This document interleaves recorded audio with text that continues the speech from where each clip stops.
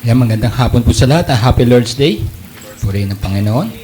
Tayo ay patuloy sa pagpuri at pasalamat sa Kanya. Sabi dito sa Psalm 105 verses 1 to 4. O give thanks to the Lord, call upon His name, make known His deeds among the peoples. Sing to Him, sing praises to Him, tell of all His wondrous work. Glory in His holy name. Let the heart of those who seek the Lord rejoice. Seek the Lord in His strength. Seek His presence continually.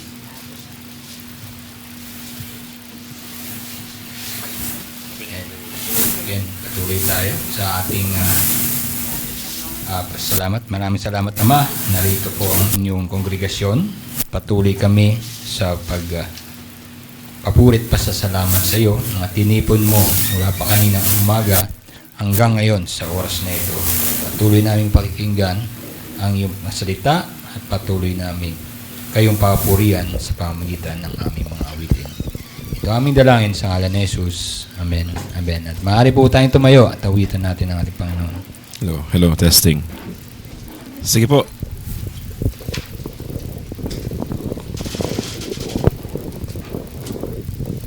Awitan natin ang Panginoon. Awitin natin yung my worth is not my own. Let us sing. My worth is not in what I own, not in the strength of flesh and bone, but in the costly wounds of love at the cross. My worth is not in skill or name, in win or lose, in pride or shame, but in the blood of Christ that flowed at the cross. I rejoice in my Redeemer, greatest treasure, wellspring of my soul. I will trust in Him, no other. My soul is satisfied in Him alone. As summer flowers we fade and die, fame, youth, and beauty hurry by, but life eternal calls to us at the cross. I will not boast in wealth or might, or human wisdom's fleeting light, but I will boast in knowing Christ at the cross. I rejoice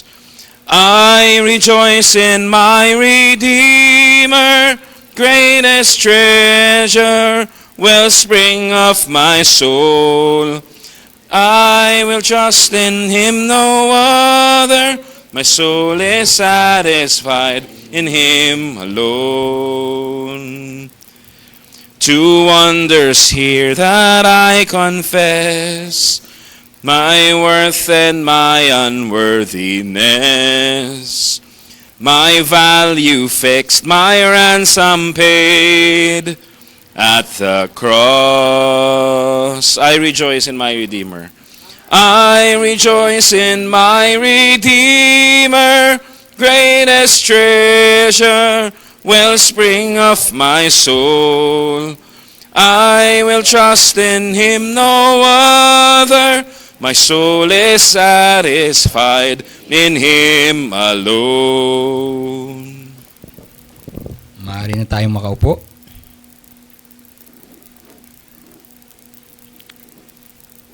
Deuteronomy chapter 5 verse 6 hanggang 21.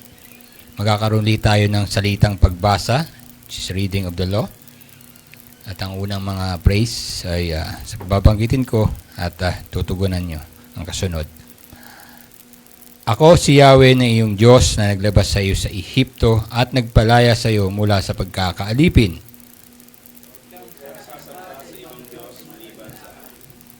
Huwag kang gagawa ng Diyos-Diyos ang imahin ng anumang nilalang na nasa langit, nasa lupa, o nasa tubig upang sambahin.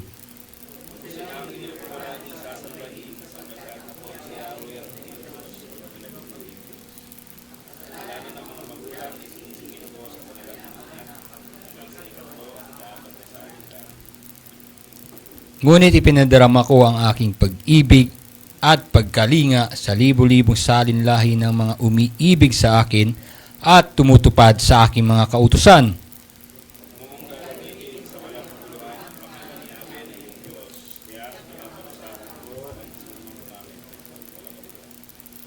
Ilaan mo para sa akin ang araw ng pamamahinga tulad ng pinag-uutos ni Yahweh ng iyong Diyos.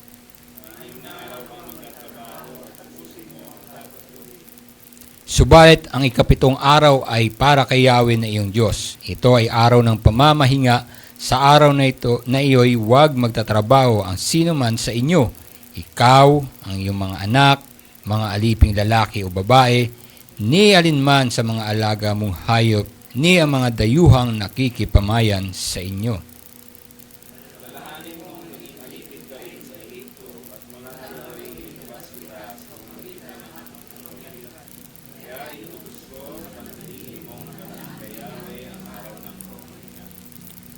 Igalang mo ang iyong ama at ina tulad ng inuutos ko sa iyo. Ngunit mabubuhay ka ng matagal at sagana sa lupaing ibinigay sa iyo ni Yahweh na iyong Diyos. Huwag kang mangangalunya. Huwag kang sasaksi ng walang katotohanan laban sa iyong kapwa.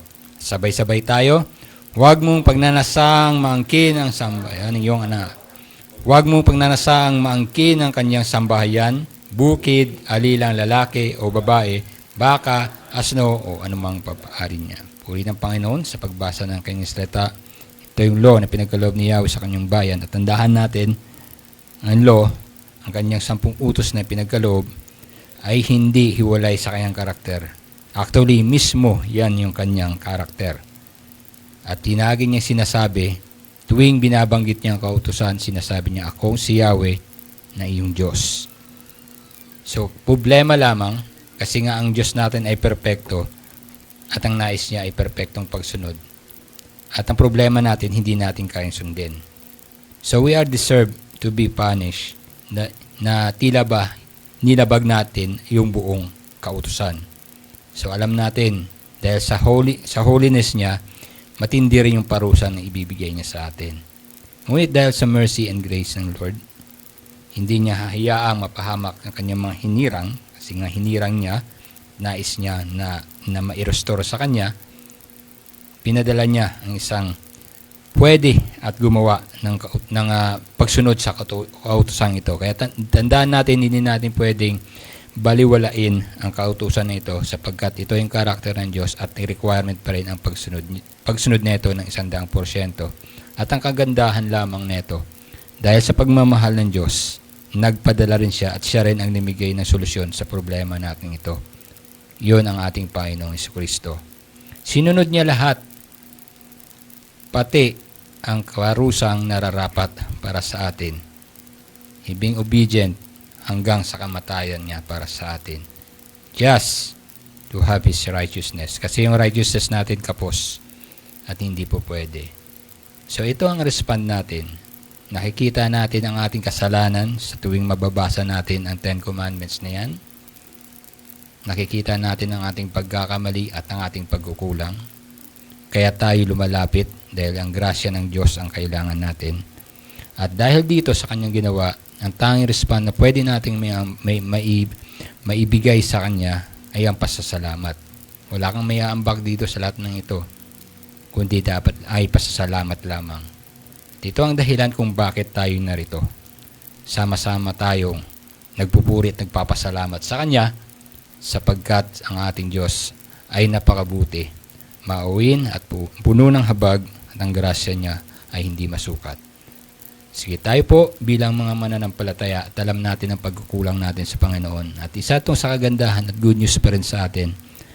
Tayo na ay pwede na lumapit sa Kanya and we are assured na tayo papakinggan sapagkat ang namamagitan sa ating panalangin papunta sa ating Ama, walang iba, muli ang ating Panginoong Jesucristo.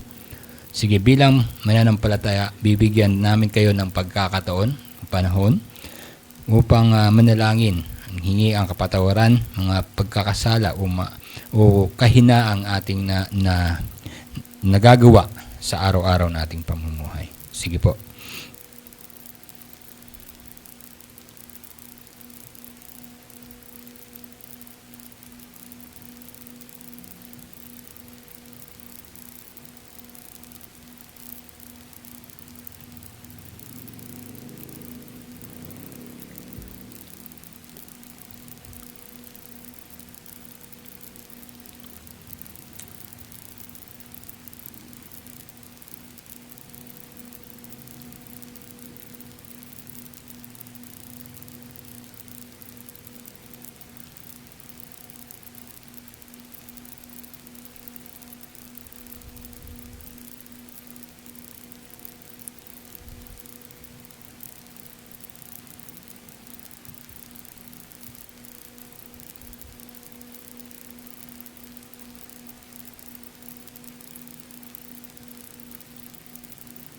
At sa pagkakataong namang ito, tayo'y mananalangin bilang isang simbahan, bilang pagkilala ng kabutihan niya, at pag-confess na ang kanyang ginawa para sa atin ay sapat na.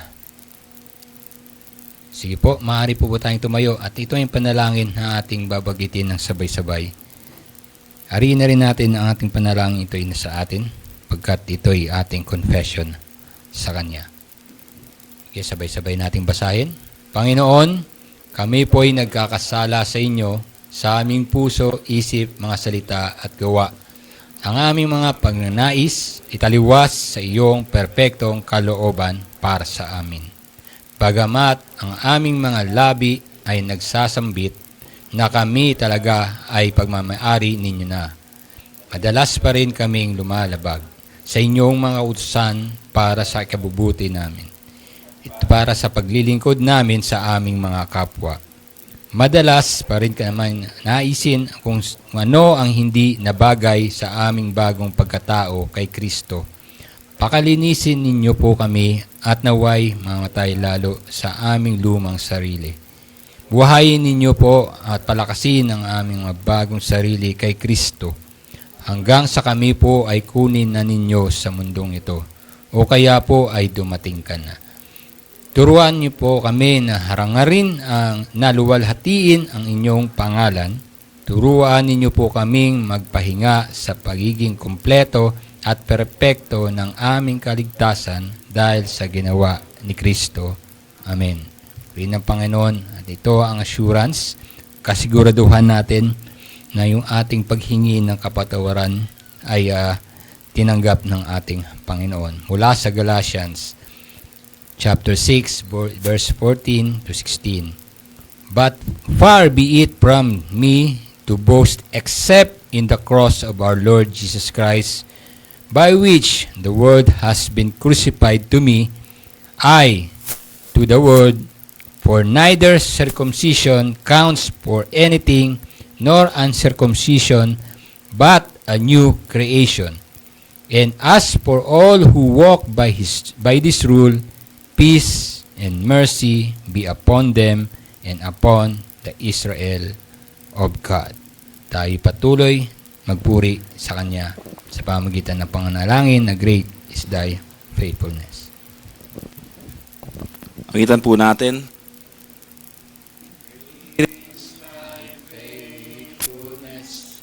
O God, my Father, there is no shadow of turning with thee. Thou changest not, thy compassions, they fail not. As thou hast been, thou forever will be. Great is thy faithfulness, great is thy faithfulness. Morning by morning, new mercies I see. All I have needed, thy hand has provided. Great is thy faithfulness, Lord, unto me. Summer and winter and springtime and harvest, sun, moon, and stars in their courses above. Join with all nature in manifold witness to thy great faithfulness, mercy, and love. Great is thy faithfulness, great is thy faithfulness. Morning by morning, new mercies I see. All I have needed, thy hand has provided. Great is thy faithfulness, Lord, unto me. Pardon for sin and a peace that endureth, thine own dear presence to cheer and to guide, strength for today and bright hope for tomorrow, blessings all mine and 10,000 beside. Great is thy faithfulness, great is thy faithfulness.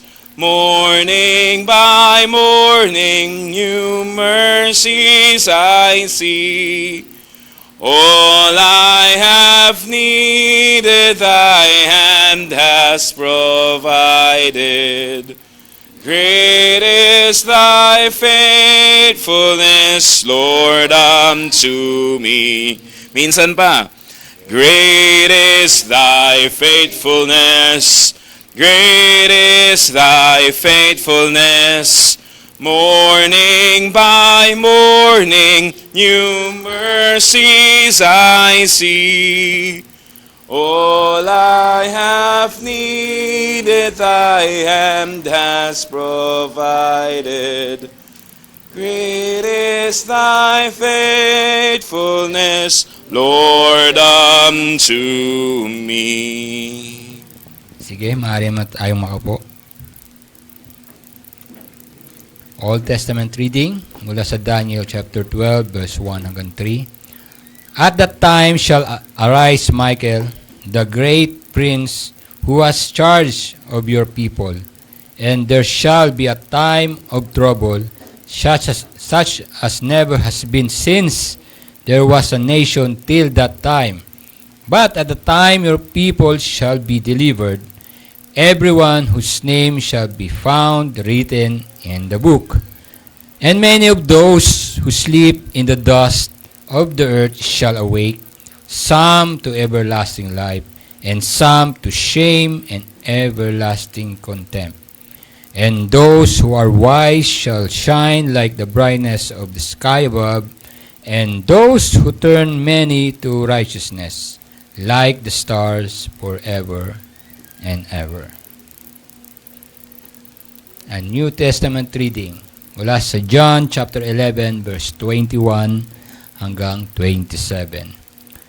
Martha said to Jesus, Lord, if you have been here, my brother will not have died. But even now, I know that whatever you ask from God, God will give you. Jesus said to her, Your brother will rise again. Martha said to him, I know that he will rise again in the resurrection on the last day. And Jesus said to her, I am the resurrection and the life. Whoever believes in me, though he die, yet shall he live. And everyone who lives and believes me shall never die. Do you believe in this? She said to him, Yes, Lord, I believe that you are Christ, the Son of God, who is coming into the world. Tayo manalangin. Dakilang Ama, muli maraming salamat sa iyong pag-gather sa amin hanggang sa ngayon na nandito at nanatili kami sapagkat ito ay iyong inilaan para sa iyo ang araw na ito. Ito yung araw ng kapahingahan kung saan ang lahat ay makikinig ng iyong salita. Patuloy na magpasalamat sa iyo. Kasama na Panginoon yung mga pagpapalang pinagkakalob niyo sa amin, yung mga pananalapi na siyang binibigay mo sa amin sa pamamagitan ng aming hanap buhay, negosyo, anuman, Panginoon. Panginoon, alam namin, mga bagay na ito'y nanggaling sa iyo. At ito ang kagandahan, Panginoon, pag-aware ang bawat isa sa amin na mga bagay na ito'y ipinrovide niyo. Amin itong dapat ingatan at patuloy namin gamitin ayon sa iyong kalooban. Huwag niyo kami pong hayaan na kami ang magamit o makontrol ng mga pananalaping ito. Pagkos kami dapat magkokontrol nito at kayo po ang maggagabay sa amin kung saan namin dapat ito gamitin at dapat namin kung ano dapat namin ingatan. Turuan mo kami kung mga bagay na dapat namin i-prioritize, Panginoon. Turuan mo rin po kami paano ito i-manage, Panginoon, pagkat alam namin kami ay madaling matukso, madaling madala sa mga bagay na aming natatanggap at tila ba na parang pakiramdam namin ay amin ito. Ngunit Panginoon, palagi mong paalala sa amin na mga bagay na ito, yung pananalapin ito, ay mga pansamantalang bagay, ngunit ito ay pinrovide mo so that we may enjoy the life you've given to us. Also, na magamit din namin ito, hindi lamang sa aming sarili, kundi rin sa aming mga kapwa. Lalo na sa simbahan, Panginoon, kung saan kami ay nakapilong. Paturuan mo rin kami bilang isang simbahan kung paano namin pangalagaan mga budget. Tutuusin, Panginoon, napakahirap po i-budget ang mga pananalapi. Higit sa lahat, Panginoon, na kami rin, kahit nasa simbahan, ay maaari ring madala ang matukso sa mga bagay na nais namin at aming kinaliligtaan na kung ano ang nararapat at dapat naming i-prioritize. Kaya Panginoon, yung mga wealth na aming natatanggap, sa inyo po ito nanggaling. Ipinagkaloob niyo po ito upang patuloy kaming mamuhay at dapat nararapat lamang na pasalamatan ka namin sa pamamagitan ng mga bagay na ito. At dapat namin gamitin ito ng maingat at dapat naming maalalahanin na dapat naming ilaan ito kung saan ang karapat-dapat. Muli, Panginoon, ay turuan mo ang bawat isa sa amin kung paano ingatan ang mga bagay na inyong pinagkakitiwala sa amin. Muli, maraming salamat. Ito ang aming dalangin sa ngalan ni Jesus. Amen. Amen. Sige, patuloy tayo. And then sa ating mga offering, sige, ayan po yung tithes and offering. Andyan po yung Maya, Maya number ni Pastor Nick. Sa GCash din, yan pa rin po ang number niya. Pwede nyo i-scan yung QR code na yan kung may Maya account kayo. At kung GCash kayo, yung number nyo lang, dun nyo lang i-send. Ayan. Mas madali po kasi dyan. At kagandahan dyan, pag dyan nyo sinend, madaling siyang immobilize, madaling siyang pakilusin yung pananalapi. Ayan, sige. At hanggat maaari, isulat nyo po na sa note, nakalagay naman dyan sa mga electronic money na yan. Kung ang note na susulatan nyo para saan yung pananalapi na yan. Ayan. At maaari kung para ma-sort out din na rin ni Pastor Nick kung saan niya ilalagay. Sige, ayan po. At yung mga envelope, kung sakali meron kayong gagamitin para sa ating tithes and offering, nandyan po sa likod. At pwede kayong kumuha. Sige, hawakan po muna natin at ipanalangin natin ang ating tithes and offering. Panginoon, tulad ng sinabi ko, Panginoon, kanina, na iyong mga pananalaping ito ay galing sa iyo. At sa pamamagitan ng aming pagtugon bilang pasasalamat ay ang pagbabalik at bilang pagsuporta ng simbahan sa pangailangan ng ministeryo na ito. Ito ang dahilan kung bakit kami kasama dito. Kami mismo na narito, kami ang nararapat na ginagamit mo upang maging daluyan ng pagpapala para sa katugunan financially para sa simbahang ito. Ngayon, ang bawat isa sa amin, alam namin, nag-struggle din kami sa pananalapi. Ngunit kami ay nagpapasalamat sapagkat pinoprovide mo pa rin ang aming mga pangangailangan. Hindi amin ito, Panginoon, ito'y iyong pinagkaloob dahil sa iyong grasya at sa amin bilang aming Diyos na siyang nagpro-provide. Kaya Panginoon, ang mga pananalaping itong aming ibabahagi ay buong galak na aming inihahandog at kinikilala namin, Panginoon, ang pangangailangan din ng simbahan. So, Panginoon, bilang miyembro, kami rin po ay buong pusong sumusuporta sa lahat na pangangailangan. Muli, Ama, patuloy mo kaming i-provide sa amin ang aming mga pangangailangan at patuloy mo kaming gabayan sa pagsasaayos at pag-handle ng mga pananalaping ito. Muli, maraming salamat. Ito aming dalangin sa ngalan ni Jesus. Amen. Amen. Sige, pwede nyo nang ihatid yung mga pananalapi sa harapan. At habang hinatid nyo, yung ating announcement, patuloy pa rin yung ating renewal of membership. Kanina may nanumpa na. Ilan sila doon? May picture naman, di ba? Oo, kaya may ebidensya tayo. Sila po ang isasama natin sa Manila. Hindi, joke. Hindi, kasi kasama rin yun. Baga, kasama natin sa plano yun. Pero, lilipat talaga tayo later on. Kaya, ito ang dahilan kung bakit namin kayo sinisiguro namin yung membership ninyo. Kasi ito isa sa ating responsibilidad bilang miyembro to support the church. Kasi nga, tayo ang miyembro. Tayo ang dapat sumuporta dito. At pinakita natin sa atin bilang tayo simbahan, alam natin na may mga pangangailangan, kayo rin po ang magsusupport na ito.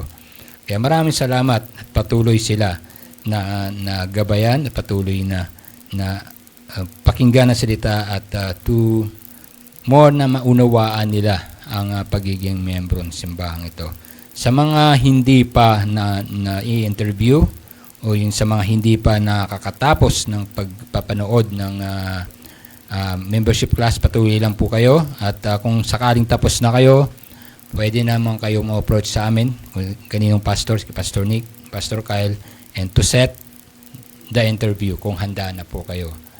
At yes, mamaya kasi ito, ginagawa na lang namin every Sunday at buong Sunday na ito. Mamaya, kung nais nyo magpamiyembro, lumapit lang po kayo mamaya at pwede tayo magkaroon ng interview katapos ng ating service. And then every morning, ganun ang ating schedule. Ayan, sige. Renewal of membership. Ayan. Anyone who is willing to be a member of CARE and has been completed the membership class. Yun. Yun ang requirement.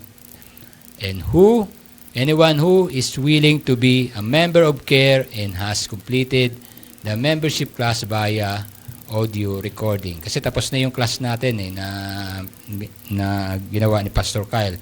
So meron tayong audio recording. Ayan. Approach nyo lang kami kung si Pastor Kyle, lalo na kung kailangan nyo ng link, baka wala pa kayong access. Ayan. Tapos schedule yung interview with pastors every Sunday lang po. Either after lunch and then mamaya after the dinner. Pwede kayong magpa-interview. Sino ang pwede? All the members of CARE are encouraged to renew their vows. Tulad sinabi kanina, may nag-renew na ng vows. Kaya kayo, patuloy pa rin. Nawa sana ay may interview na namin kayo at makapag-renew na inyong vow. Then, tayo patuloy sa ating schedule every morning, Sunday. Sige po, okay, flash lang po. Yung ating Teens Sunday School, patuloy pa rin. So, 11 to 19, kung sino ang may kakilala kayo, kasama nyo sa bahay na pwede nyo dalhin every Sunday morning. Mag-start siya ng 9:20 a.m. So, ang nag-handle yan ng Sunday School ay si Pastor Kyle at ang kanyang may bahay. At mas maganda na nurture na o na nakakasama na natin na makasamang magbasa ng Biblia at magandang masanay ang bawat isa sa anin, bata pa lamang. Ito ang bilang simbahan, dito tayo nagsisimula ang ating pananampalataya ang patuloy na pakikinig ng kanyang salita. Then our Lord's Day schedule, pareho pa. Every Sunday, ang ating alas 10 ng umaga, yung start ng ating morning service. Sige po, paki-flash lang. And then, katapos, alas 10 hanggang alas 12, may lunch po. Invited po ng lahat. Pwede kayo magstay. We encourage kung sakasakaling kung pwede naman, pwede namin kayo makasama. Ito kaya tawag dito ay Lord's Day. Gawin nating whole day. At sa aming mga pastor, prayer talaga namin na lahat kayo ay makasama namin every Lord's Day. Hindi lang nasa hapon kayo, hindi lang nasa umaga lang kayo. Hanggat maaari na nais namin makasama. So, sa ating paglipat, we consider also a bigger place. Kasi dumadami na tayo talaga eh. Yung time na punong-puno talaga tayo. Di ba? Naalala kong mga nakaraan nung matagal na yun eh. May nagsisimba doon sa labas eh. Sobrang puno. Kaya minsan yung speaker nasa labas na. May time na ganun. Pero paari na mangyari yun na maaari tayong mapuno. So, we consider, under the prayer natin talaga na we consider the bigger place na malilipatan natin kung saan magkakasya na. Mga ilang pastor na people? 100? 150? Yun, no? Siyempre, pag nag-project ka na, lakihan mo na, siyempre, di ba? 150, ayan. Kung may mga place kayo na maaaring makita, to recommend us, mga pastor, pwede nyo kaming lapitan. Baka may makita kayo dyan sa paligid na pwedeng mapagrentahan na kasya yung 150. Ayan. Sige, yan ang ating gagawin. So, after that, yung ating lunch, pwede tayo magsama-sama. May provided yung kanin at maaari din kayo magdala ng inyong ulam o kaya bumili kayo. Yan, dyan sa labas, marami po tayo mabibilihan. Anong dahilan? Pwede tayo in-encourage namin kayo makasama. Hindi this time sa ating lunch, ito yung time na pwede tayong magkamustahan. We can talk to each other, kamustahin ng bawat isa. We can talk about the sermon, kung anong nangyayari sa ating service, pwede po yun. Kung may mga question kayo, pwede rin natin pag-usapan. Parang regular din na ginagawa sa bahay. Ewan ko kung ginagawa pa talaga. Every lunch may nag-uusap talaga. O kung anong nangyayari. Ayan. Yun ang ginagawa natin every Sunday. And then after that, sa bawat Sundays natin, meron tayong ginagawa. Yung first Sunday, kanina, members meeting. Importante po yung members meeting para ma-update kayo kung ano ang ating sitwasyon sa panahon na ito. Time na ito, ano ba yung pangangailangan ng simbahan? Ano na ba yung ginagawa ng simbahan? Totally, dapat makilala nyo talaga kung anong nangyayari sa simbahan, malalaman nyo. Dito yan sa members meeting. And second Sunday, ganun din, importante. Ito yung pagpapanalangin sa bawat isa. Ito yung isang dahilan bakit tayo isang simbahan. To pray one another. Ito yung pagkakataon natin na pwede natin ipag-pray ang mga needs ninyo. Gayun din ang needs ng simbahan. Ang mga pwedeng nating pag-prayan, maaaring nangyayari sa paligid o sa labas, ay pwede nating ipag-pray. Yan. We encourage you to attend that. After ng lunch, 1:30 p.m., pwede po kayong bumalik. And then, third Sunday, learning our songs. Yan, pag-aaralan natin kanta. Napapansin nyo ang ating mga kanta. Hindi tayo minsan pamilyar. Kasi dati nasanay tayo sa medyo pop yung dating ng kanta. Ito yung mga talagang congregational. Mga luma talaga yung tono. So, pero, hindi basta-basta kami mag-o-offer lang ng kanta.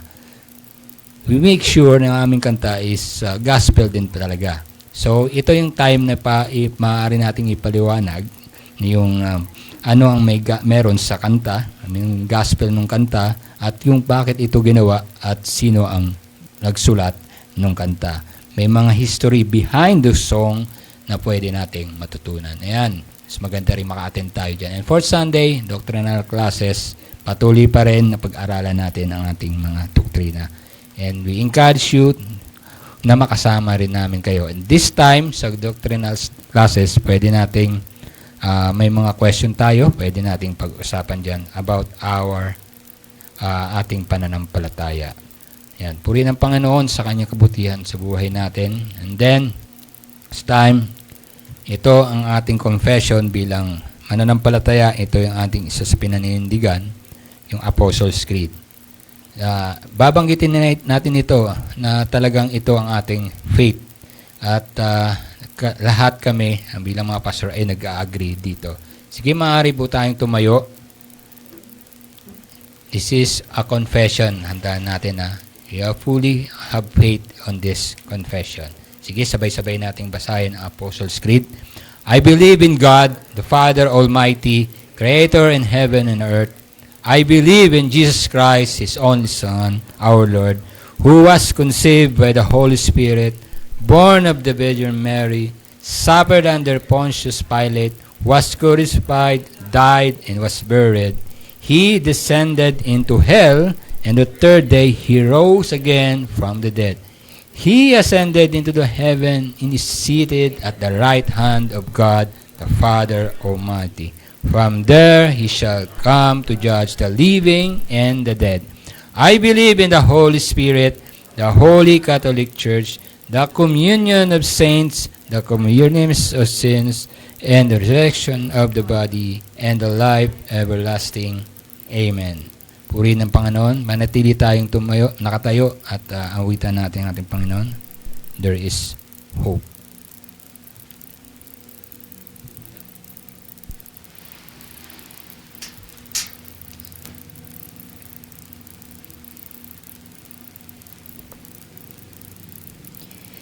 There is hope in grace unceasing.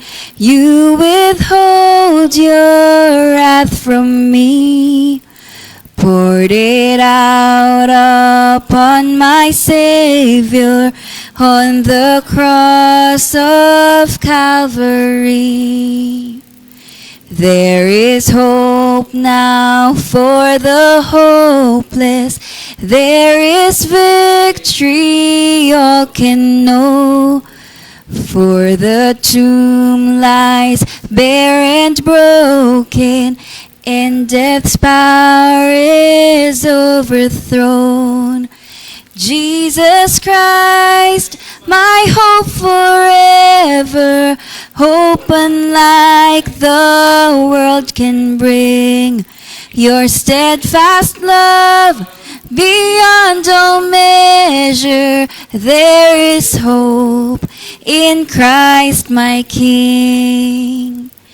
There is hope for sons and daughters who have wandered on their own.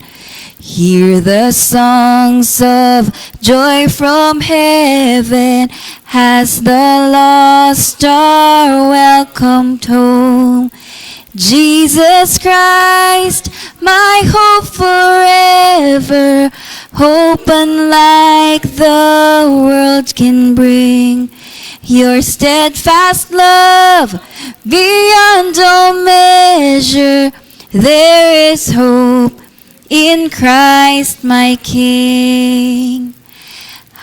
Hallelujah, hope of heaven, precious treasure of my life. All my joy is in your presence. I am yours and you are mine. Hallelujah. Hallelujah.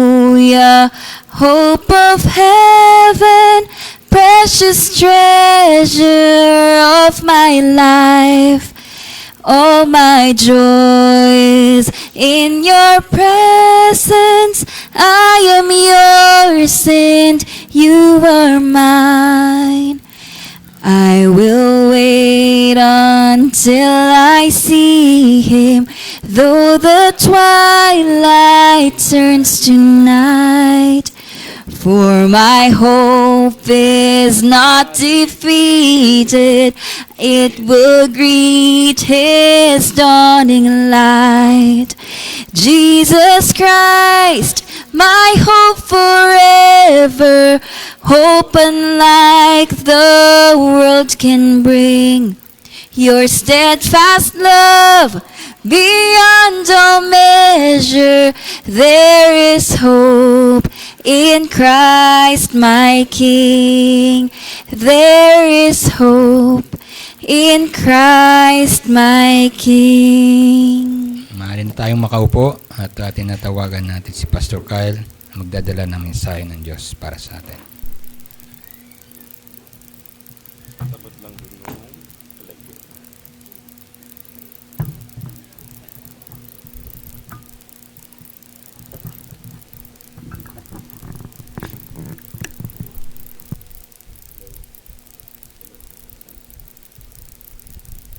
Lord's Day po sa bawat isa sa atin. And this is the 22nd Lord's Day of the year. Ilang Lord's Day meron tayo? 52. So 30 na lang ang natitira. Tapos bagong taon na naman. Napakabilis po ng mga pangyayari. Sa sobrang bilis, meron tayong last week, hindi pa sila mag-asawa. Ngayong week, mag-asawa na sila. So, si Brother Benedict and Sister Laika just got married yesterday. Andito sila kahapon. And, of course, kailangan nilang umuwi now to rest their bodies. Napagod talaga sila.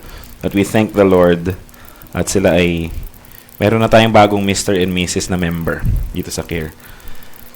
Kanina, may mga nag-renew ng vow sa atin sa church membership. Pwede bang pakitayo yung mga nag-renew ng vow sa membership kaninang tanghali? Pwede ba tayong tumayo, yung mga nag-renew ng vows? Mga kapatid, palakpakan naman natin po. Sila yung mga nakapag-renew na ng vows. And makaupo na tayo. Kanina, winelcome na din natin sila sa full privileges ng pagiging member ng simbahan. As they are professing sa kanilang renewal of vows that they really know and believe na tinawag sila ni Lord to be a part of CARE at nagsasubmit sila sa word ni God and sa government ng church na meron tayo. So now, ang prayer natin is that all of us would renew our vows kasi hindi basta-basta yon. We are committing before the Lord and it is a profession of faith natin na naiintindihan natin na talagang part ito ng ating spirituality. Mga kapatid, tayo po ay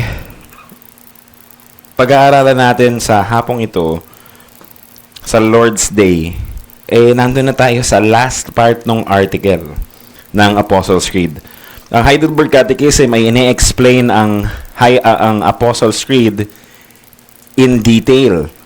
So, ang article natin this afternoon is about the resurrection of the body and the life everlasting. Hayaan niyo po na buksan po ninyo ang inyong mga Bible sa 1 Corinthians chapter 15, verse 35 to 38. Pero I think, mas magandang basahin natin hanggang sa dulo. Hanggang sa 40 o hanggang sa 53. O hanggang 58, sorry. Hindi lang 38, hanggang 58 dapat yan. So, mas mahaba-haba. Nagkamali yung pagtatype. 1 Corinthians chapter 15, verses 35 hanggang 58. But someone will ask, how are the dead raised? With what kind of body do they come? You foolish person, what you sow does not come to life unless it dies. And what you sow is not the body that is to be, but a bare kernel, perhaps of wheat or some other grain. But God gives it a body as He has chosen, and to each kind of seed its own body. For not all flesh is the same, but there is one kind for humans, another for animals, another for birds, and another for fish. There are heavenly bodies and earthly bodies, but the glory of the heavenly is of one kind, and the glory of the earthly is of another. There is one glory of the sun, and another glory of the moon, and another glory of the stars. For star differs from star in glory. So it is with the resurrection of the dead. What is sown is perishable, what is raised is imperishable. It is sown in dishonor, it is raised in glory. It is sown in weakness, it is raised in power. It is sown a natural body, it is raised a spiritual body. If there is a natural body, there is also a spiritual body. Thus it is written, the first man, Adam, became a living being. The last Adam became a life-giving spirit. But it is not the spiritual that is first, but the natural, and then the spiritual. The first man was from the earth, a man of dust. The second man is from heaven. As was the man of dust, so also are those who are of the dust. And as is the man of heaven, so also are those who are of heaven. Just as we have borne the image of the man of the dust, we shall also bear the image of the man of heaven. I tell you this, brothers, flesh and blood cannot inherit the kingdom of God, nor does perishable inherit the imperishable. Behold, I tell you a mystery. We shall not all sleep, but we shall all be changed. In a moment, in a twinkling of an eye, at the last trumpet, for the trumpet will sound, and the dead will be raised imperishable, and we shall be changed. For this perishable body must put on the imperishable, and this mortal body must put on immortality.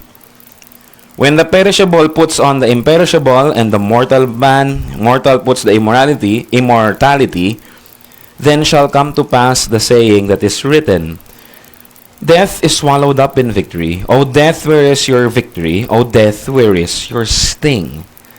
The sting of death is sin, and the power of sin is the law.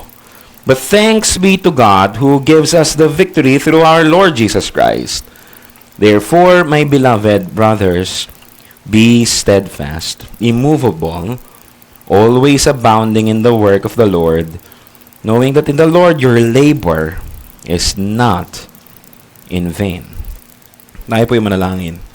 Lord, maraming salamat for giving us your word sa hapon na ito. I pray that you would open our hearts and minds to understand your word. Mangusap po kayo sa bawat isa sa amin. Grant us the faith to receive everything that you have promised in us in the gospel. In Jesus' name we pray. Amen and amen.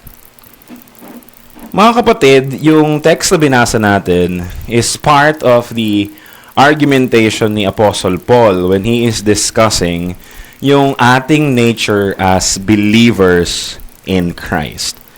Of course, pinag-uusapan dito yung resurrection ni Jesus Christ. But Paul is saying that as we belong to Jesus, yung meron si Jesus ay meron na rin tayo at magkakaroon tayo in God's time. And itong particular passage na binasa natin talks about the resurrection of our bodies. Bakit tayo may hope ng may resurrection ng bawat isa sa atin? Because we have a Lord who died, but after 3 days, He rose again. Mga kapatid, dito ko po na-appreciate yung Apostles' Creed. Of course, nasa Bible ito and we must share this.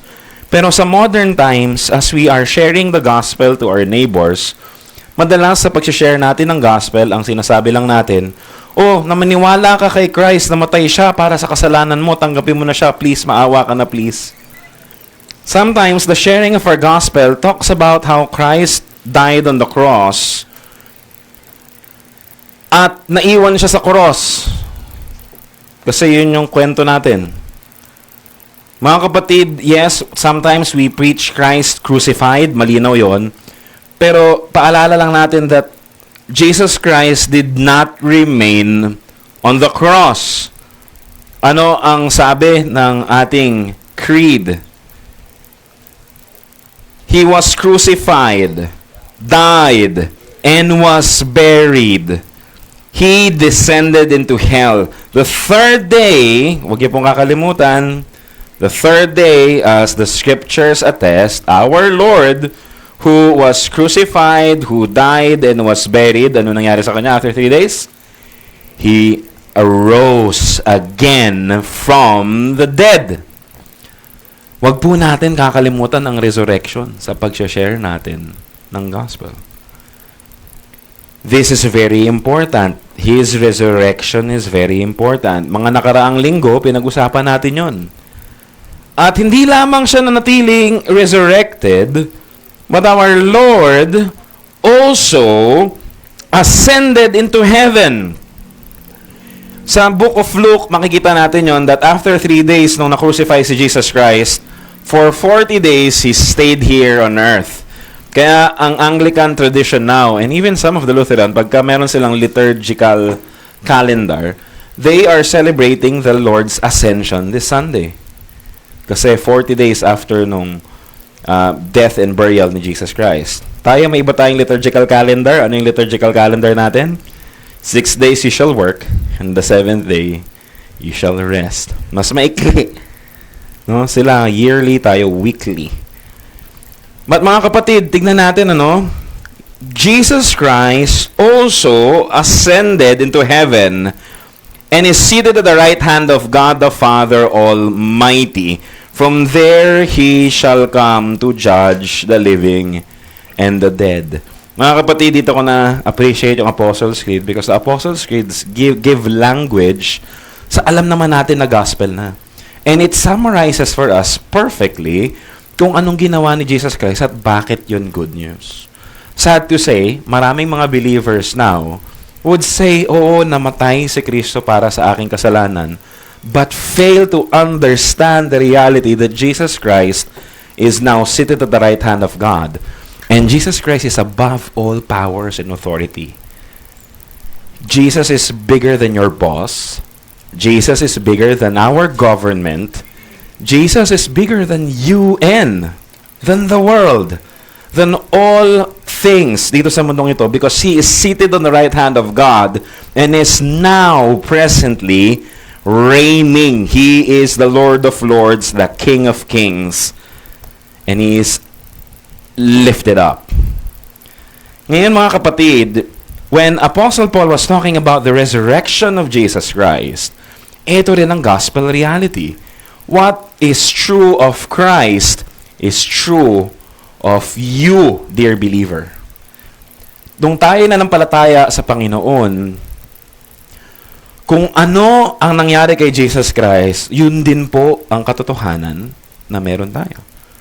Why did Jesus Christ have to suffer nung kanyang buhay dito? Dahil He was suffering for your sake. Ikaw ang dapat nagsasuffer because of your sins. Tayo ang dapat nagsasuffer for the sin of Adam. Tayo, rightfully, dapat nagsasuffer for our sins. Dapat din nagsasuffer tayo for the sins of our parents. And your children should suffer for their sins and your sins. But brothers and sisters, ito ang tignan natin dito. Jesus Christ suffered in our stead. Imbis na ikaw ang mag-isa sa iyong pagsasuffer, sinamahan niya tayo. Pero itong malupit sa ating Diyos, o magaling sa ating Diyos, hindi niya tayo dinamayan lang para dalawa lang tayo nagsasuffer at dalawa lang tayong iiyak. Of course, Jesus is crying with you. Of course, Jesus is with you in your lowliest state. Pero yung hindi mo kayang gawin, siya na mismo yung gumawa for you. Because He suffered to the point of death. Death on the cross. Na nakakahiyang death and suffering. Yung hindi natin kayang puntahan, Jesus Christ went there for us and perfected it. Kaya mga kapatid, if you're a believer, etong malinaw, yes, there are still suffering in this world. Meron pa rin tayong mga pagdurusahan because of our sin, because of the sinfulness of this world. Pero tandaan ninyo, the suffering that you are going through, if you're a believer, hindi na po siya judgment ng Diyos sa atin. Bakit? Kasi Jesus Christ was judged for you. And so, haharap tayo sa judge na malinis ang ating mga konsensya, hindi dahil magaling tayo at naperpekto natin ang lahat ng bagay o nabuhay tayo ng perpekto sa mundong ito, pero meron nang nagbayad sa aking atraso. At yun, si Jesus Christ. And ito yung ka-reality, what is true of Christ has become true of us. Hindi natin kayang gawin. He died on the cross. He was crucified on the cross. Dapat ikaw yon. He was buried. Dapat ikaw yon. But He was raised from the dead. And ito yung reality. What is true of Christ is also true of you. If Christ resurrected, we also are raised into new life in Christ, spiritually, una. Kaya tayo, di ba? If anyone is in Christ, he is a new creation, the old is gone and the new has come. Yung newness of life na yon, yung resurrected life na binibigay ni Christ through the power of the Holy Spirit. Pero habang meron na tayong new nature in Christ, nakatira pa rin tayo at connected pa rin tayo sa ating katawan na nabubulok. Pasintabi na ho. Hindi ko sinabi yon dahil mukha kayong nabubulok, pero yun po ang reality. ang ating mga katawan ay unti-unti nang papunta sa kabulukan. Our bodies are deteriorating. Late, kahit na anong edad mo, reality na yon. Because of death, we are continually regressing. Hanggang ang endpoint noon ay kamatayan, that we will all die.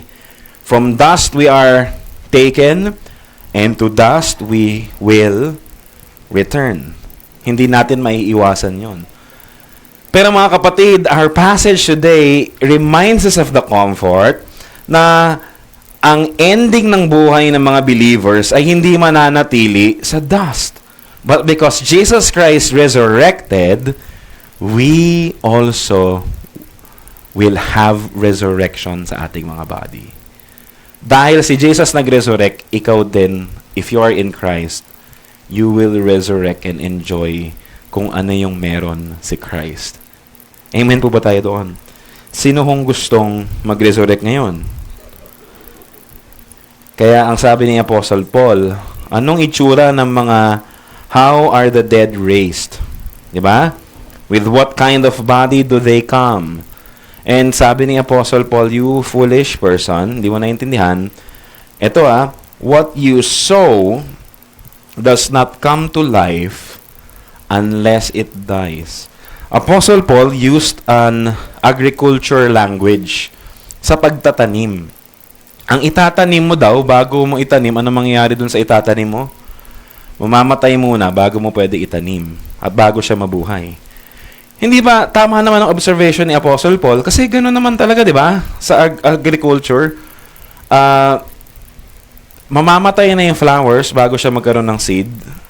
Mamamatay na yung ililibing mo bago siya magkaroon ng life. And so, Apostle Paul is using a language na alam at madaling mag-grasp, an illustration na madaling mag-grasp, but it points to the reality of our death and resurrection in Christ. And sabi, what you sow is not the body that is to be, but a bare kernel, perhaps of wheat or some other grain.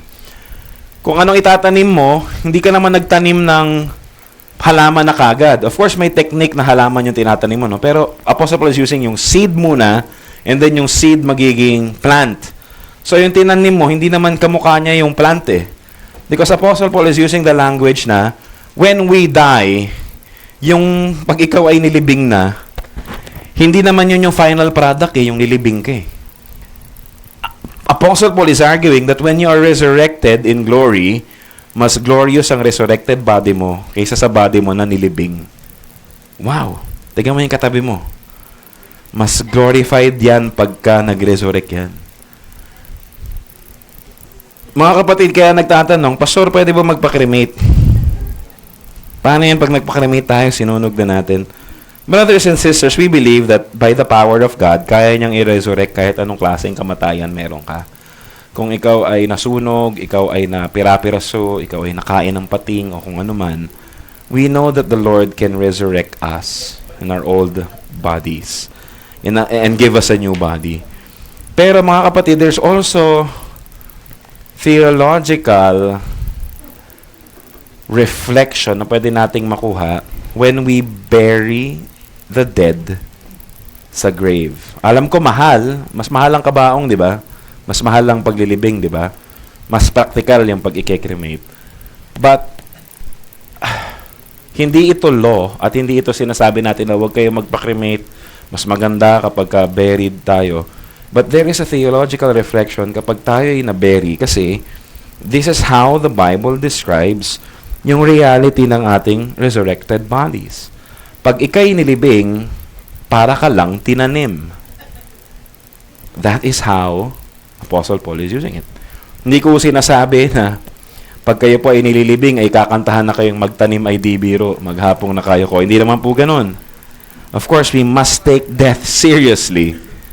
As we are dying and someone of us is dying, tayo ay seryosong nag-grieve at nag-weep. Pero yun yung language na ginamit ni Paul. Pag ikaw namatay at ikaw ay believer, para ka lamang tinatanim. At ang bottom line dito, ang ending ng kwento mo, hindi yung nangyari sa buhay mo, pero meron pang finished product na inaantay when Christ returns, when the trumpet has sounded, you will be resurrected in glory. At anong klaseng glory meron na yon?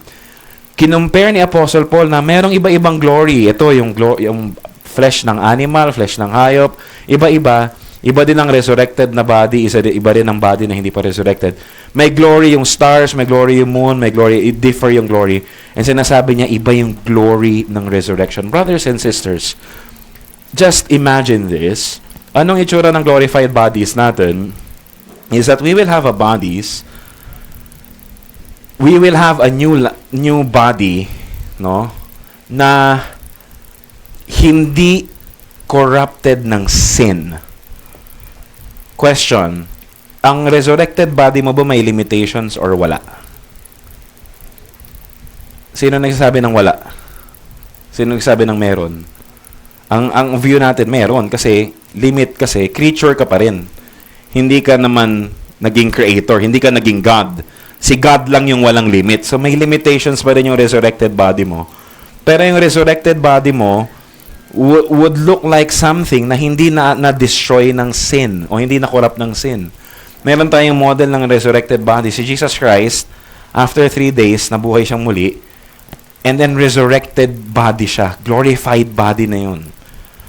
Pero glorified body, pero may butas. Tapos hinawakan ni Thomas. Tsaka yung gilid. Naku, Pastor, paano yun pagka nasa glorified body ba ako? Puro tagyawat pa rin ako kasi mga butas hindi gumagaling. Mga kapatid, saan ka nakakita ng 3 days ago, pinako, and then sinaksak. Tapos after 3 days, pinahawak sa'yo na parang walang nangyari. Tao pa rin, flesh pa rin, pero it is as if hindi na talaga mamamatay, kasi sabi ng ating passage, immortality na, and hindi na apektuhan ng sin. We can only speculate na baka mas mabilis mag-recover pagka-glorified body, baka mas maganda. Nakakatago sa pader, paano hindi ko maintindihan paano nangyari yun? The body is so like hindi na apektuhan ng sin. But brothers and sisters, bago tayo ma-amaze sa glorified body na magkakaroon tayo in the future, let us remember na itong glorified body na ito, ang point nito is pointing to the glory of God, na hindi tayo hinayaan na mabulok because of our sins, hindi tayo hinayaan to suffer in our sins, but He has promised us, in spite of our deserving ng hell, in spite of us deserving His punishment and death, by the grace of God, He saved us. At hindi lang yung sinave, He has given us this hope and promise that we will have the resurrection and life in Christ. At para sa Kristiyano, totoo to. Di ba may kasabihan? Pag ikaw ay nabigo, babangon ka lang. Babangon lang ako. Yan yung mga Filipino slogan, di ba? Nadapa ka, huwag ka mag-alala, bumangon ka. Naks, habang buhay, ano? Mga kapatid, bilang Kristiyano, kahit namatay ka na, sure yun, papakangon talaga tayo. Hindi parang mga zombies, but because we are raised in glory because of Christ. And bakit nangyayari ito? This is the promise of the gospel, because the gospel, the good news, is kung anong ginawa ng sin. Ano bang ginawa ng sin sa atin? Sin corrupted us. Tingnan mo yung katabi mo. Sabihin mo sa kanya, sin corrupted us. Kala niya, sabihin niyo, sin corrupted you. Oh, mukhang corrupted. Sin is corrupting us. Sin brought death to this world. So tayo mamamatay na. So what sin did in our lives, Jesus Christ is undoing it. Jesus Christ is reversing the curse of sin by becoming the curse for us. At ang ginagawa ng gospel is what sin is doing, the Lord is undoing. Kaya merong life in Christ, merong restoration in Christ. And how does that restoration with God look like? Sobrang glorious and marvelous. At hindi natin ma-imagine now, because nung pagsilang pa lang natin sa mundong ito, laking tuwa ng magulang, nag-pass away na si Fred Aguilar. Nung sinilang tayo sa mundong ito, at ang kamalayan natin corrupted din ng sin. It is impossible for us to think anong itsura ng mundo na walang sin. Kasi even yung imaginations natin about the life na walang sin, corrupted pa rin ng sin. Grabe, no? Ang hirap. Ang hirap i-imagine. Parang ilang colors ang alam mo. Imagine meron kang... ang mga aso daw, parang ilang colors lang nakikita nila blue. Hindi nila ata nakikita yung red. Hindi ko alam, hindi ko sure. For example, limited lang yung color spectrum nila. Tayo, mas madami tayong color spectrum. Imagine, sasabihin mo, explain mo sa aso, hindi, ito, color ano to. Para sa kanya, isa lang yun. So, hindi niya maintindihan. Mga kapatid, imagine, we are talking about a glorified body na wala tayong ability to understand. Kasi, yung faculties natin corrupted ng sin. But here, it is communicated to us na yes, mamamatay tayo, but those who are in Christ, at ito yung pangako ng gospel, verse 49, just as we have borne the image of the man of the dust. Sino yun? Si Adam. Ano sabi? We shall also bear the image of the man of heaven. At sino yung man of heaven? Ito yung contrast between Adam, created from dust, and then the man of heaven, si Jesus, galing sa heaven, and then bumaba. Kung tayo ay conformed kay Adam, pero dahil tayo now ay in Christ, we will be conformed to the image of Christ, the man of heaven. Si Adam died, and because of our sins, we will also die like Adam. Pero kung ikaw ay Christian, hindi lang si Adam yung kahihinatnan mo, but you will also experience kung ano yung meron kay Christ. Kaya napakahalaga that we should be in Christ. Mga kapatid, ito yung isang tanong. If we will resurrect, di ba? Bilang mga believers, anong mangyayari sa mga unbelievers? Mare-resurrect din ba sila? At ang sagot, yes. Lahat naman pala tayo mare-resurrect eh. So talagang babangon pala talaga tayo lahat. Yes. Pero yung evil magre-resurrect to have a body that can endure the whole judgment of God. Merong isang theologian at sinabi niya, at napakaganda ng description niya regarding hell. Of course, yung hell, alam natin, it is the wrath of God against sin, against all corruption, against all injustices. Yun. Diba? God's wrath, yung nasa hell. At hindi yun si Satanas na boss ng impyerno at inuutusan niya yung mga kanyang demonyo. Apihin nyo pa yan. No. Si Satan mismo ay recipient ng wrath ni God doon in hell. Lahat. And so, if sabi ng isang theologian, ano daw yung hell? Yes, yung wrath ni God yon, pero ito yung reality. God punishes sinners in such a way na binibigay niya yung gusto nila. Ulitin ko God punishes sinners na binibigay niya yung gusto nila. Ano bang gusto ng sinner? Gusto ng sinner, lumayo sa Diyos. Gusto ng sinner, gusto niyang gawin yung gusto niyang gawin. And so, para sa isang sinner, I am striving to do my life apart from God. And ano ang punishment ni God? Hayaan kanya na pursue mo yun. Hindi ka pupunta doon sa impyerno dahil kinakaladkad ka. Pumupunta ka doon sa impyerno kasi yun yung talaga yung gusto mo. Palayo sa Diyos. Akala mo, it will bring you comfort in life kasi yun naman yung ginagawa ng idols. You will serve idols and then akala mo, ibibigay ng mga idols yung promises nila. So, a sinner is someone who is living in his idolatry, chasing his idols, and reaping yung consequences ng pagtatrust sa idols. In the end, his idols can never satisfy him nor rescue him. God will punish us by allowing us to pursue yung gusto ng sin natin. At nakakatakot po yun. Bakit? Kasi yun ang what you sow, you reap.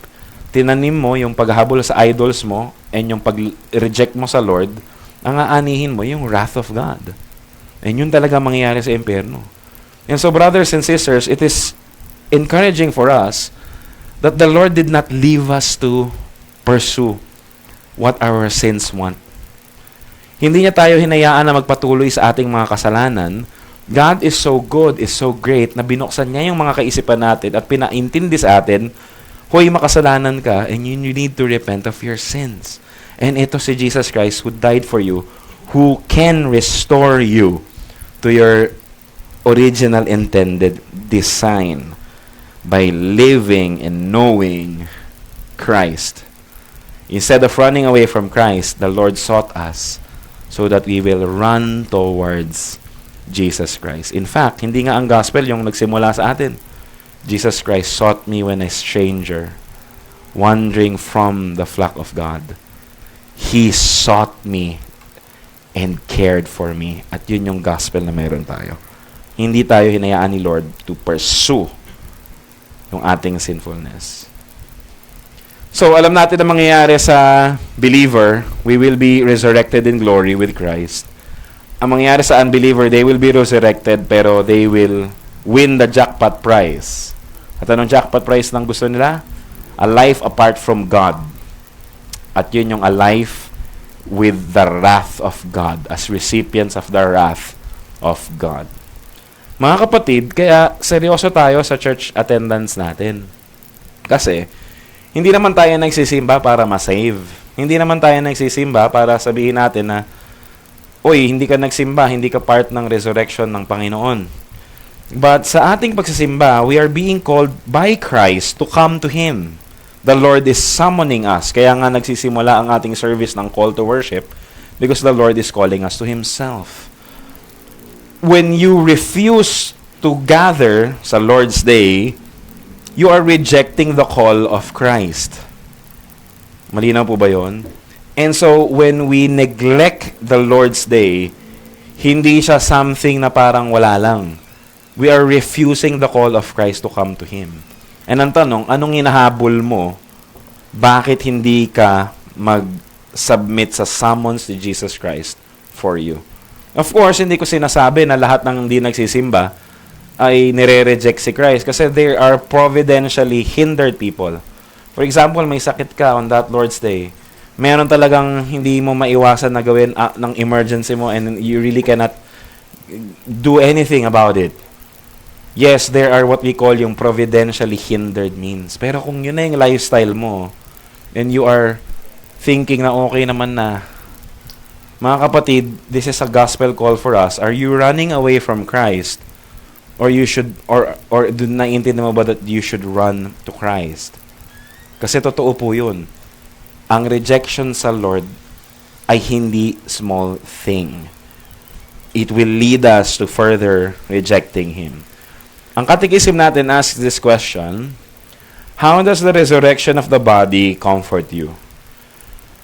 Bakit comforting na malaman na meron tayong resurrection. At yung klase ng resurrection natin is the resurrection in Christ, yung glorified resurrection. Alam niyo po ba yung sagot sa tanong? Siyempre, alam niyo kasi sabihin natin dito ngayon. Ano pong sagot? Not only will my soul be taken immediately after this life to Christ, its head, but also my very flesh will be raised by the power of Christ, reunited with my soul, and made like Christ's glorious body. Nakita niyo po yung napakagandang summary ng Heidelberg Catechism.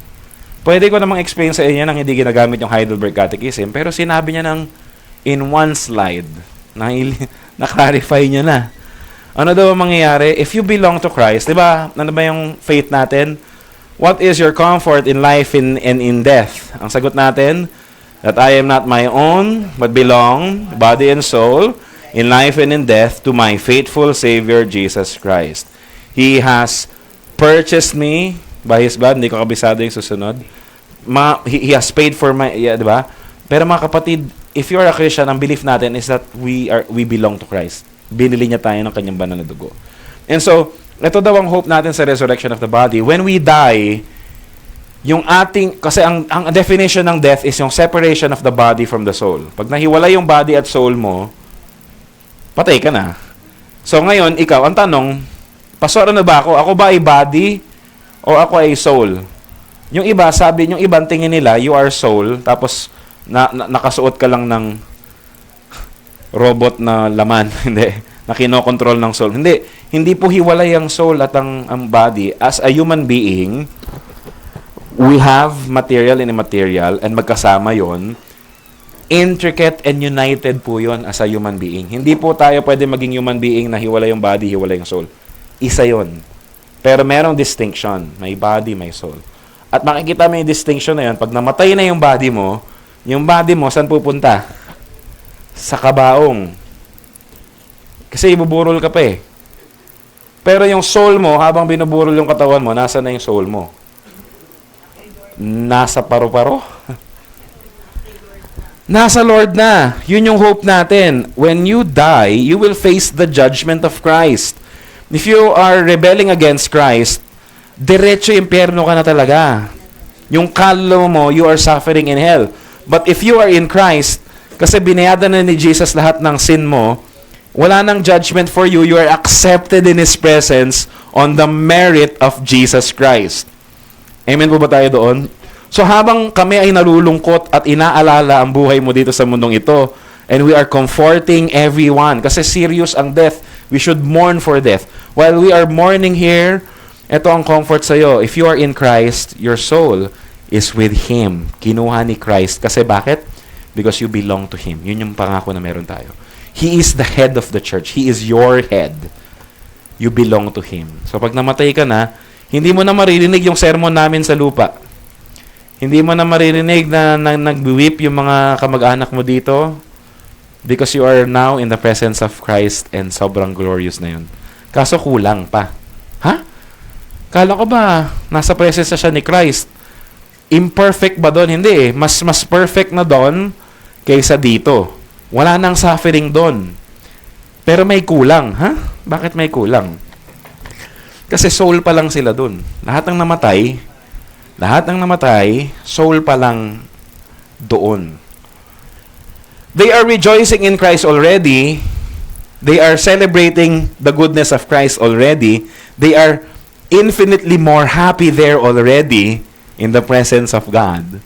Masayang-masaya na sila doon. Wala nang suffering. Yes.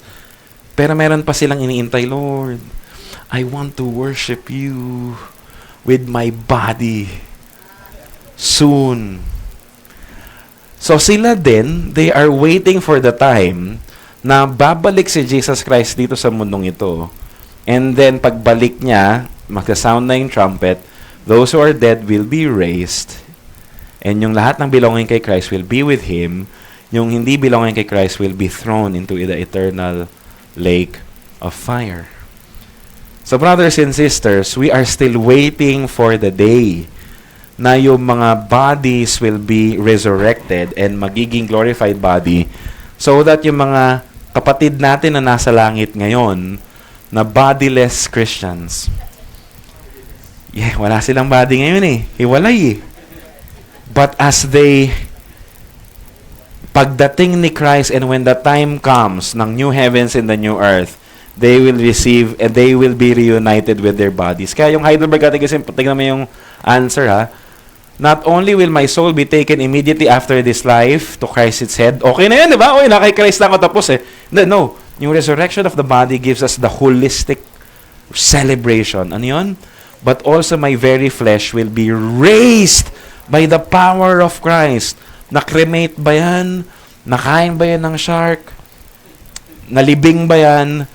It will be raised by the power of Christ. At ano mangyayari?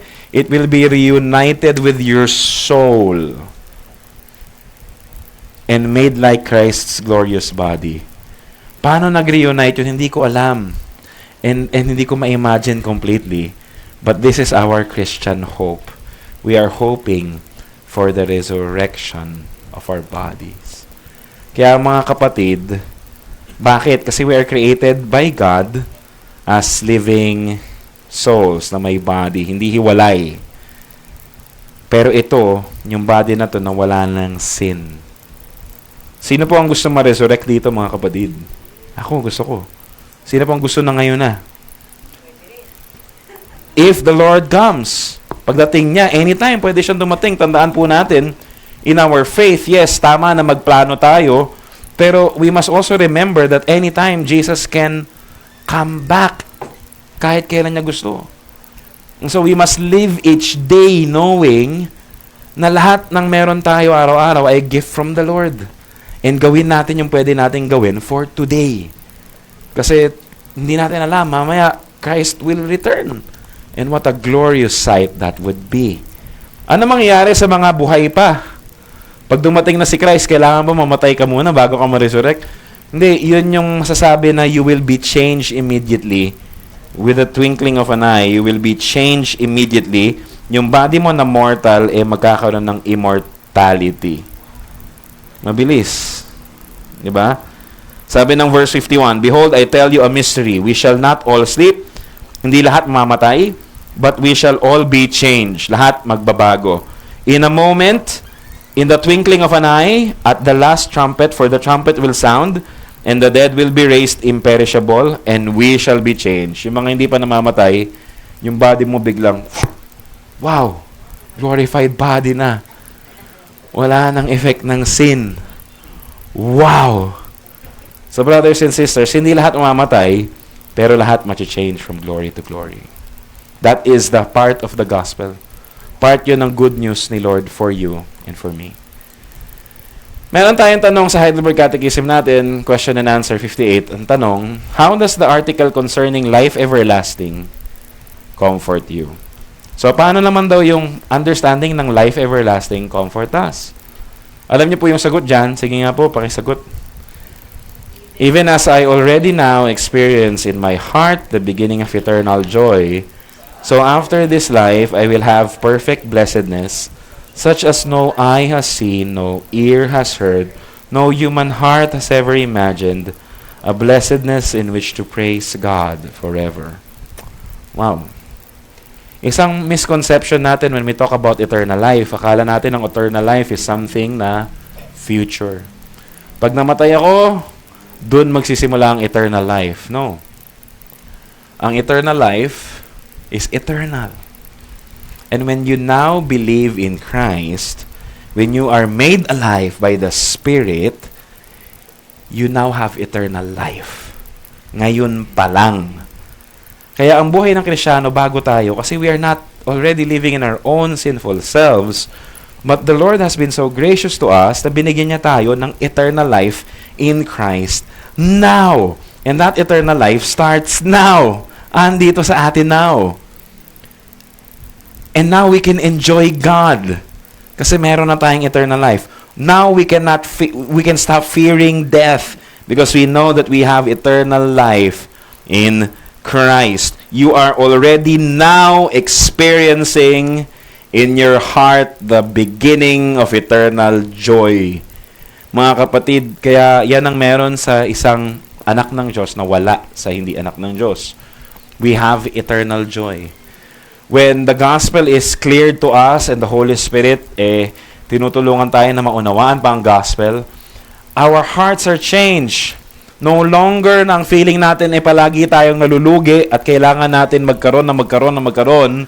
But we are now made to realize that in spite of our sinfulness and in spite of our rejection of God, God by His goodness sent His Son to die for you and to call you to come to Him. And by the power of the Holy Spirit, you were made to respond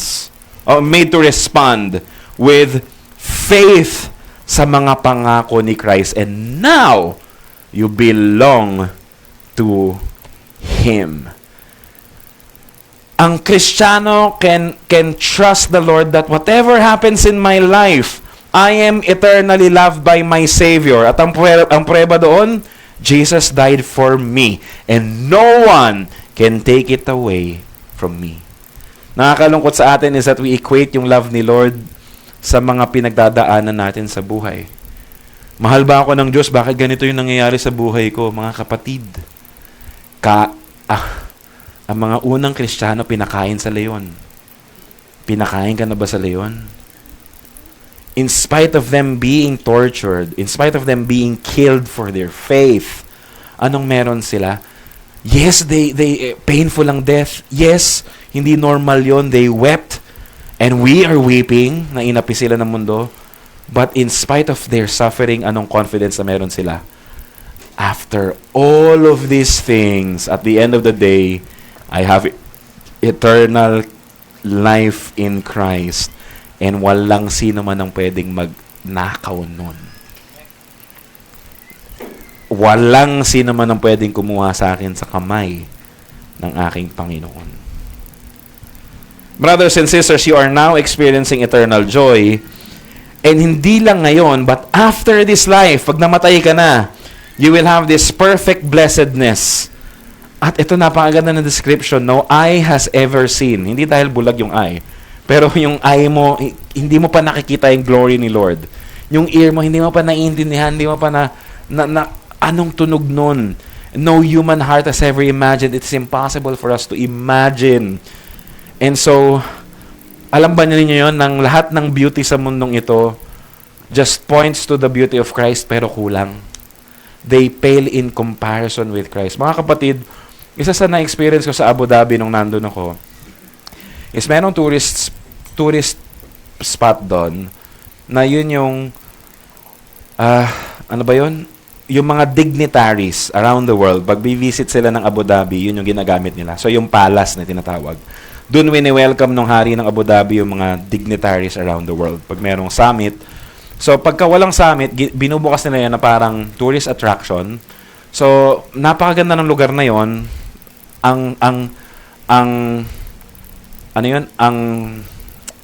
It's an architectural wonder, engineering feat. Ang ganda-ganda ng styles, ang ganda-ganda ng ceiling, ang puro ginto. Ang bango-bango ng lugar, hindi amoy curry, hindi amoy shawarma, sobrang bango. Yung bidet ng CR, ginto. Gold-plated. And ang point lang doon is extravagance. Just to say na lahat ng wonders na kayang ibigay ng bansa namin, ito yung patikim. Noong una, wala naman akong, ba't ako gagastos ng malaki dyan? Pupunta ako dyan, nung titignan ko, building. And, nilibre kami. So, hindi ako gumastos, praise God. Picture-picture kami sa labas. Alam ang Pilipino, ang tagal mag-picture, di ba? Picture-picture sa labas, wow. Maganda na yung labas eh. Tapos papasok pa pala sa loob. Hindi pa pala tapos, papasok pa sa loob. Pagpasok sa loob, naintindihan ko bakit yung mga mayayaman pumupunta ng art gallery. Kasi they are surrounded with such beauty. Di ba? Dinidescribe ko, hindi nyo ma-imagine, di ba? Pero pagpasok ko doon, alam yung feeling, parang natanggal yung stress ko sa buhay. In a way. Natanggal yung feeling ng sobrang hirap ko. Parang feeling yaman ko ngayon. Hindi. For some reason, merong change sa aking pakiramdam. Hindi dahil mystical yon, na spiritual yon, pero yung beauty all around me, parang it absorbed me to just wonder and thank the Lord. Wow, Lord, ginawa mo to, itong mga raw materials galing sa'yo and sa Creator mo, and you have given man wisdom paano gawin ito. Wow, sobrang extravagant. Alam ko, they will claim the glory, pero alam ko yung glory belongs to you. Paano na lang kaya yung langit? Paano na lang kaya yung glory ni Christ? So when I was there, ang ganda ng nilalakaran ko, ibang level, yung nakikita ko lahat, parang natanggal yung stress ko sa paggagawa ng papers sa Abu Dhabi, and then parang wow, na-feel ko na parang I'm just here being in awe of all this beauty. How much more when we are standing in the beauty of our God. Pangit man yung lugar, pangit man yung bahay mo, pangit man yung kwento ng buhay mo, kahit na ikaw kahit hindi, kahit na ikaw, hindi perfecto. But the beauty of Christ overshadows everything and just absorbs us to say, God, how wonderful you are and how wondrous are your works. And ikaw mismo. So brothers and sisters, we are talking about resurrection, and we can never truly fathom yung resurrection. So my encouragement sa bawat isa sa inyo, behold our God. He is so beautiful and gracious na hindi niya tayo hinayaan to die in our sin, but He has promised a glorified body for those who believe in Him. A body that has, inando ni Christ lahat ng ginawa ng sin sa ating mortal bodies now. And how glorious would that look like? I don't know. But we can start to sing about it and know Christ. And as we know Him, we are sure that we are recipients of His eternal promises. Brothers and sisters, our God is great. And hindi lang yun yung kaya niyang gawin. He is alive. Hindi ka lang niya sinligtas sa iyong kasalanan, but He is calling you to know Him, behold Him, trust Him, and see kung anong gagawin niya in your life. As we wait for His return, let us persevere, knowing that Christ is our hope in life and in death. Tayo manalangin. Lord, we thank You for Your faithfulness. We thank You because You are the God who created the heavens and the earth.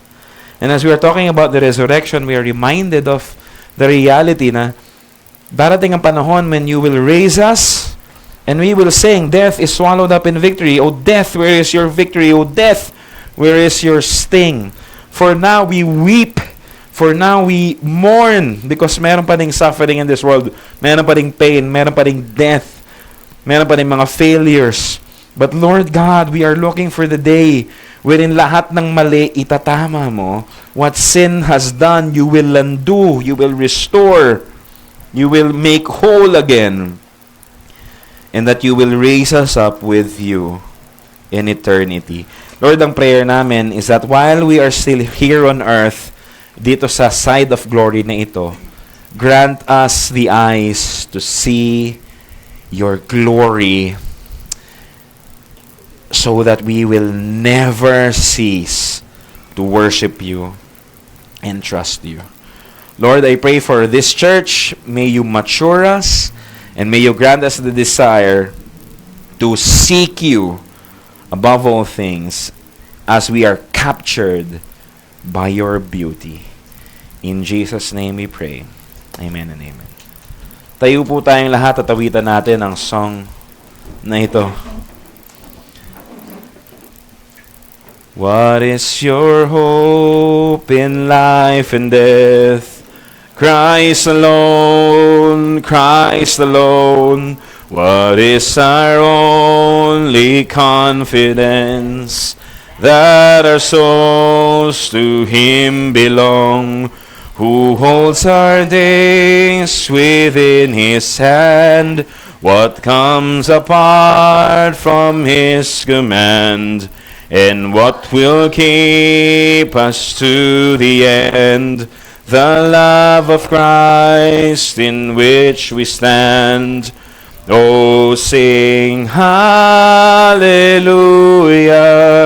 Our hope springs eternal.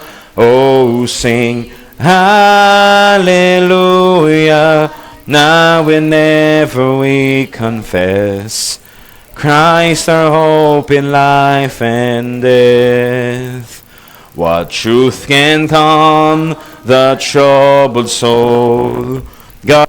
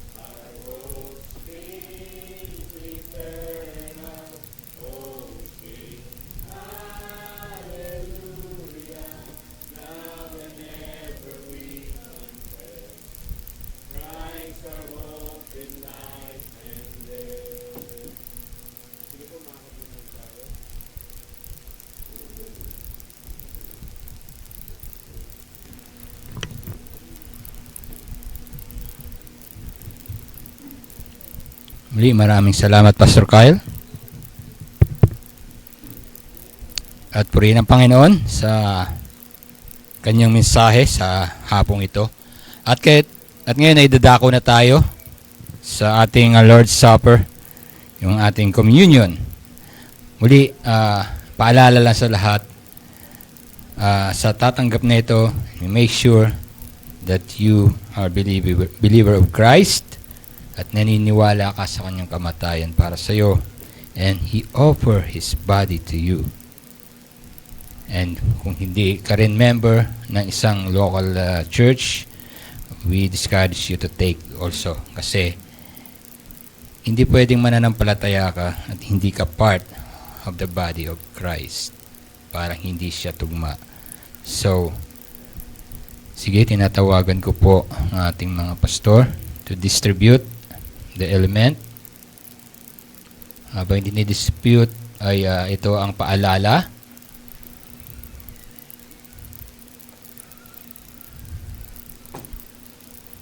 Paalala muli. Sabi dito sa 1 Corinthians chapter 11 verse 27, whoever therefore eats the bread or drinks the cup of the Lord in unworthy manner will be guilty concerning the body and the blood of the Lord. Let the person examine himself then, so eat of the bread and drink of the cup.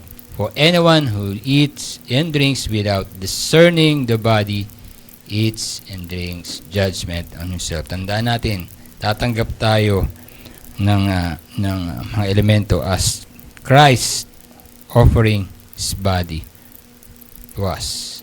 You are faithfully accepting at kinikilala mo yung offer na ito sa iyo. Christ died for us. Nanatili siyang patay tulad ng sinabi kanina, ay siya muling nabuhay. At tayo na inofera niya, kasama rin niya tayong muling mabubuhay.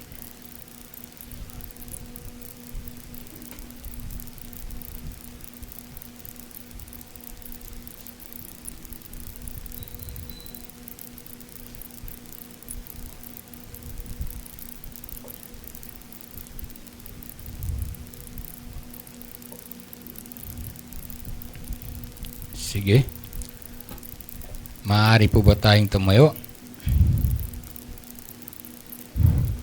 Sabi rito sa 1 Corinthians chapter 11 verse 23, for I received from the Lord what I also delivered to you. The Lord Jesus, on the night when He was betrayed, took the bread, and He has given thanks, and He had given thanks. He broke it and said, this is my body which is for you. Do this in remembrance of me. Sabay-sabay natin kainin ang tinapay na sumisimbolo ng katawan ng ating Panginoon.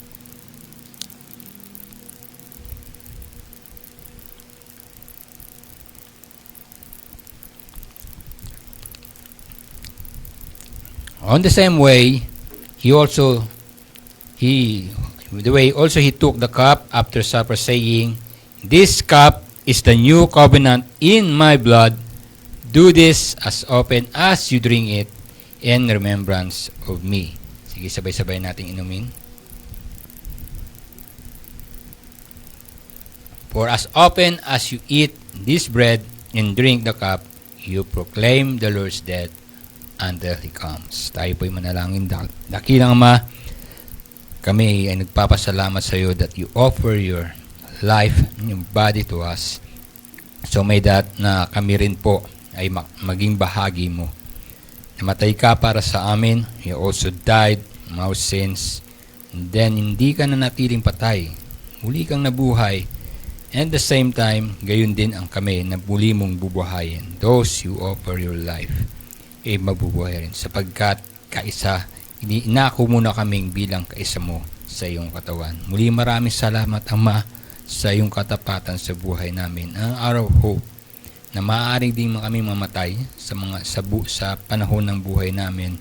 And our hope, sa muling mong pagbabalik, ay muli mo kaming bubuhayin at bibigyan ng katawan na mas malinis, as banal kaysa sa dati naming katawan upang kami iyong makasama na magpakailanman. Muli maraming salamat. Ito ang madalangin sa ngalan ni Jesus. Amen. Amen. Purihin ang Panginoon sa kanyang kabutihan at patuloy tayo sa ating pag-reflect sa buong gawain ito. Tulad ng sinabi ko, it's a Lord's Day. Mula nung umaga, kung sino man ang narito, mulang umaga, mula sa call to worship, ito sing the songs, the message, hanggang sa fellowship natin after that lunch, sa pinag-aralan nating kanyang word, hanggang sa oras na ito, we reflect on those word na natanggap natin sa araw na ito. Ito ang pagkakataon natin to reflect on it.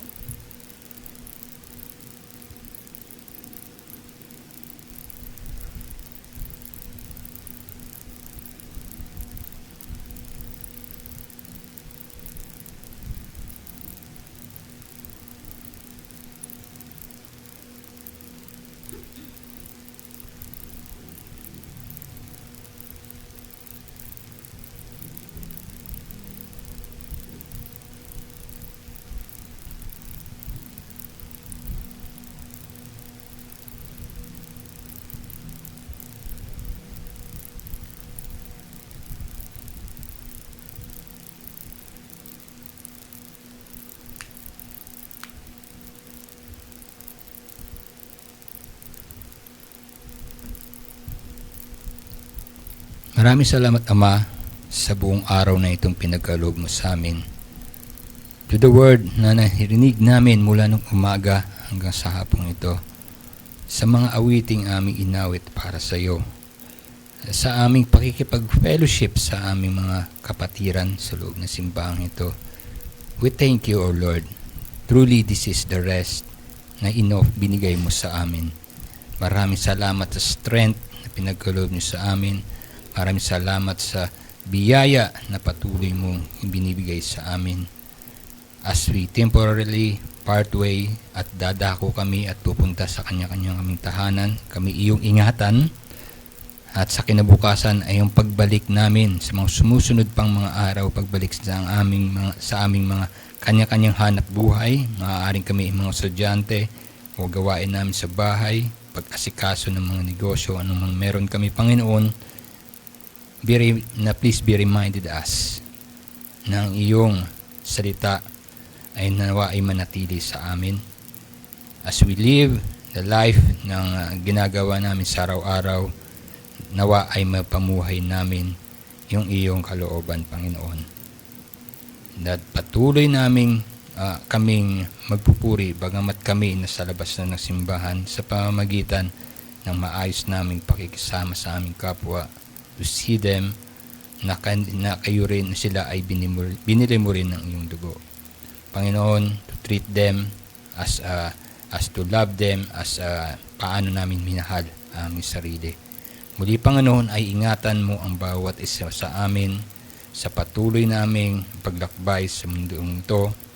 Patuloy mo kaming gabayan, patuloy na biyayaan at i-provide ang pangangailangan. Ingatan mo kami sa anumang karamdaman na maaari namin makasalamuha at ingatan mo rin kami sa mga aring kapahamakan na nangyayari sa paligid. Patuloy, Panginoon, kami nagtitiwala kung anuman mangyayari sa amin sa paligid na ito ng aming hope ay sa iyo, Panginoon. Kaya maraming salamat, Ama. Patuloy mo kaming gabayan at patuloy na bigyan ng kalakasan as we walk in this world, our daily life, sa aming pananampalataya sa iyo. Muli, maraming salamat. Ito aming dalangin sa ngalan ni Jesus. Amen. Amen. Awitan natin ang ating Panginoon. Praise God from whom all blessings flow. Praise Him, all creatures here below. Praise Him above the heavenly hosts. Praise Father, Son, and Holy Ghost. Amen. church receive the benediction from 1 Peter chapter 5 verse 10 hanggang 11. And after you have suffered a little while, the God of all grace, who has called you to His eternal glory in Christ, will Himself restore, confirm, strengthen, and establish you. To Him be the dominion forever and ever. And everybody say, Amen. Amen. God bless po sa lahat. And happy Lord's Day.